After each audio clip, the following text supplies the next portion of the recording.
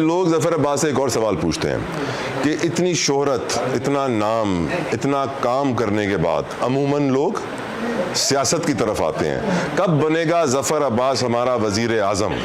आप देखें, जब हमें समाजी काम नहीं करने दिया जा रहा खुल के, देखिए ना, मैं बार बार अपील कर रहा हूँ चारों सूबों की हुकूमत से कि भाई आप मेरे साथ जुड़ें। अगर मैं कराची जैसे मेगा सिटी की जान लैब माफिया से छुड़वा सकता हूँ, ये 17-18 रुपए वाला खून का टेस्ट बेचारे अपना जेवर बेच के 20-20 हज़ार में कराते हैं, जब मैं 15-17 महीने से फ्री में पूरे शहर के खून के टेस्ट कर रहा हूँ, चाहे आपका इलाज आगा खान में हो रहा है, लियाकत में हो रहा है, OMI में हो रहा है, जिन्ना में हो रहा है, सिविल में हो रहा है, बासी में हो रहा है, या 1.5 लाख क्लिनिक जो शहर में है, कहीं भी हो रहा है। अगर तुम किसी NGO के भी अस्पताल में हो और तुम्हें डॉक्टर ने टेस्ट लिख दिए 12 टेस्ट जिसकी मालियत 84,000 है, 30,000 है, 15,000 है, आंख बंद करके आओ, यहाँ लाइन में लगो, सैंपल दो, घर पहुँचने से पहले रिजल्ट आ जाएगा।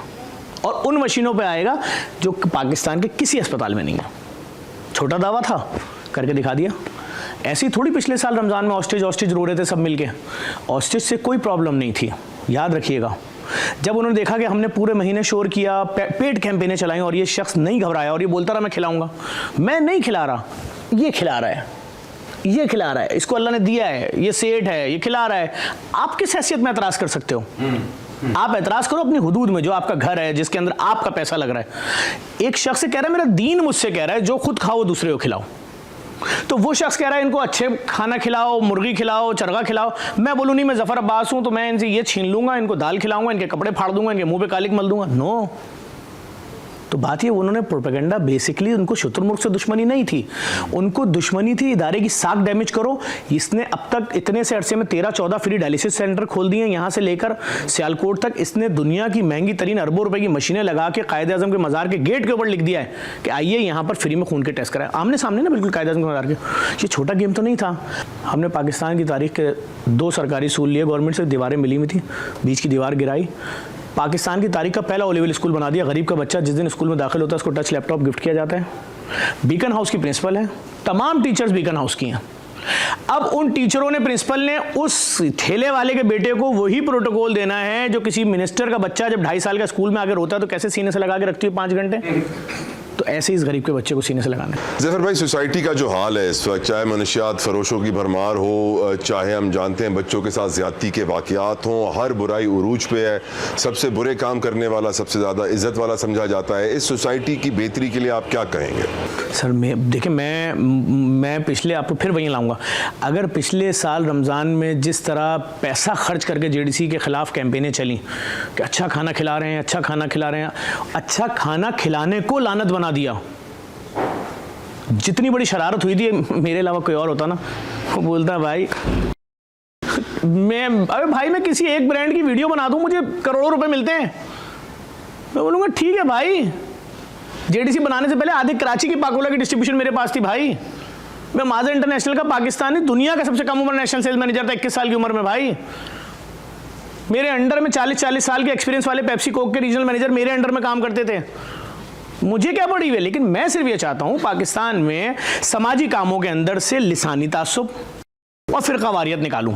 मेरा दिल फट गया था जब मैं 2010 के सैलाब में गया और इतने पानी में लोग डूबे हुए यार, उनसे सवाल हो रहा है कि जी फला कौन है, तो अगर 22 में से 2 ने हाथ उठाया ये आपका राशन है, तो बाकी 20 कह रहे हैं हम भी तो डूबे हुए हैं, हमारी भी तो सारी गाय मर गई, बैल मर गए, माँ वो बैठी दरख्त पे चढ़ाई पे बैठे हुए बच्चे मेरे, फिर आइए आप झूठ बोल के ले लीजिए या फिर। तो मैंने फिर इदारा बनाया, मैंने कहा ऐसा इदारा बनाऊंगा कि जो किसी बेवा से अगर वाकई बोल रही है कि मैं इद्दत से उठ के आ गई हूँ, महीना हो गया शौहर को मरे हुए, जो कमाते थे वही खर्च होता था, ये मेरे 3 भूखे बच्चे हैं, राशन, किराया, इनके स्कूल की फीस, ताकि मैं अपनी इद्दत तो पूरी कर लूं, उसके बाद मैं झाड़ू भी लगा लूंगी, पोछा भी लगा लूंगी, फैक्ट्री में भी नौकरी कर लूंगी, मुझे इतना तो दो। मैं उससे क्यों पूछूं कि बहन मैं आपको दे तो दूंगा, मेरे डोनर ने बोला है अपने मसलक के अलावा मत देना। बहन तेरी जबान पंजाबी है, मेरी तो उर्दू है। नो। तो मैंने इस सिस्टम के खिलाफ काम किया।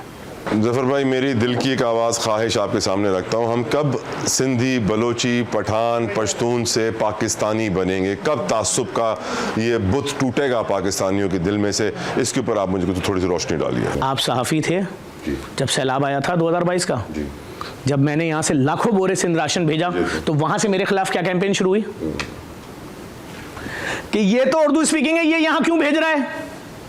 यहाँ से क्या हुई कैंपेन कि ये हमारा कराची के पैसा वहाँ क्यों भेज रहा है।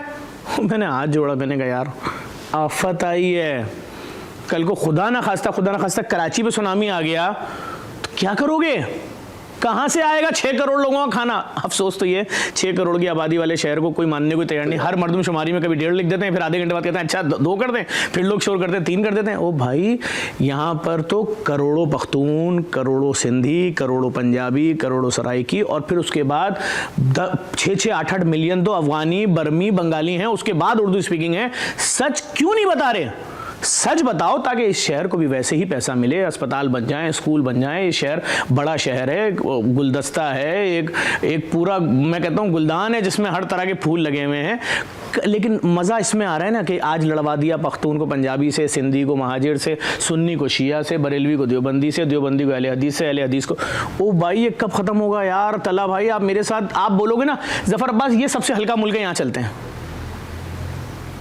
अरे मैं आपको एक छोटा सा एक्सपीरियंस बताता हूँ। आप इराक जाइए जी, अल्हम्दुलिल्लाह। आप इराक जाइए, आप लाइन में लगे होंगे, आपके बराबर में अफगानी खड़ा होगा, शायद पीछे इंडियन खड़ा होगा, इधर बंगाली खड़ा होगा।